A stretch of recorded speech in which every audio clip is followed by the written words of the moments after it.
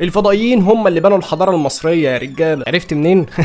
لقيت طبق طاير وعارضينه في المتحف كمان. يعني يا اخي مش يداروه، يعني ده اللي اختشوا ماتوا. فتعالوا نعرف اكتر بقى عن قرص سابو. القرص ده اكتشفوه سنه 1936. اكتشفوه فين؟ اكتشفوه في سقاره في تابوت لموظف يرجع لعصر الدوله الاولى، يعني حوالي من 5000 سنه. الموظف ده كان اسمه سابو، فسميناه قرص سابو على اسم الموظف اللي كان موجود في التابوت وكده. جينا نحلل القرص ده علشان نكتشف الاسرار والخبايا والكلام ده كله، ما لقيناهوش معمول من معدن. طب لو هو مش من معدن على الارض، ما يكونش مثلا معدن من كوكب بلوتو ولا حاجه؟ ولا حتى دي. طلع في الاخر ان هو معمول من حجر اسمه حجر الشيس. الحجر ده حجر رقيق وضعيف وبيتعرض للكسر لو اتعرض لاي ضغط او اي احتكاك. يعني لو القرص ده لف حوالين نفسه او كان في اي حاجه بتدور او اتعرض لاي ضغط ايا كان، الحجر ده هيتفتت 600 حته. طب ما هم لما فتحوا التابوت لقوه متكسر 3 حتت وبعد كده رمموه ولزقوه. طب ما يمكن ان هو كان بيستخدم ان هو يطير وطبق طاير وبتاع، وبعد كده اتكسر واتحط في التابوت عادي يعني. ما هو للاسف القرص ده محدش يعرف يركب عليه، لان هو يعني قطره 60 سم، قد الحل، قد الصنايع، وارتفاعه 10 سم، فهو مش بالكبر ان هو يبقى طبق طاير ويطير وبتاع. يعني هو لا ينفع يبقى محرك ولا حتى يبقى طبق طاير ولا حتى مروحه هليكوبتر. امال الشكل الهندسي اللي هو معمول بيه ده معمول بيه ليه؟ التجارب اللي عملوها الباحثين ولما عملوا منه اشكال ثلاثيه الابعاد جديده علشان يعملوا عليها تجارب ويشوفوا ده ممكن يكون بيستخدم في ايه، قالوا ان الشكل ده ليه خواص ديناميكيه للتوازن، ولكن ما ينفعش يستخدم كآلة للطيران، لان مفيش اي فرق واضح ما بين وشه وما بين ظهره، فتوزيع الهواء بتاعه مستحيل ان هو يقوم حاجه يخليها تطير او ان هو يوزع هواء بشكل صحيح، ولا حتى ينفع انه يركب مثلا على العمود ويلف حواليه. ولو فعلا الكلام ده كان صحيح كنا لقينا الاف الاقراص الدواره اللي زي دي اللي كانت تستخدم بقى في الطيران، وان كانوا بيعملوا ايه هليكوبتر وكل الكلام الحلو ده. طب ايه بقى اللي اتفق عليه اغلب الباحثين وعلماء الاثار اللي هم كانوا بيفحصوا القطع دي؟ قالوا ان القطعه دي زخرفيه جنائزيه، بمعنى ان ليها شكل انسيابي ديناميكي، وان هي كانت بتستخدم كده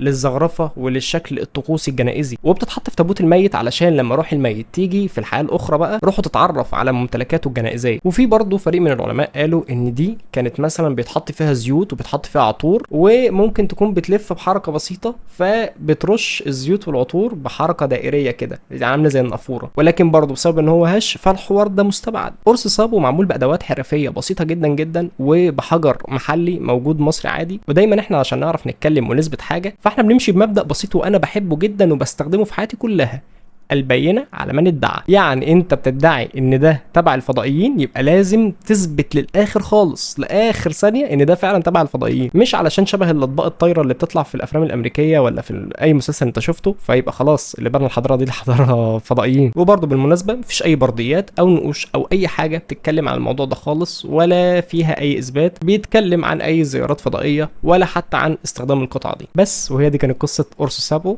وكان معكم حراس كابتن مسلم، ويلا اقعدوا بالعافيه.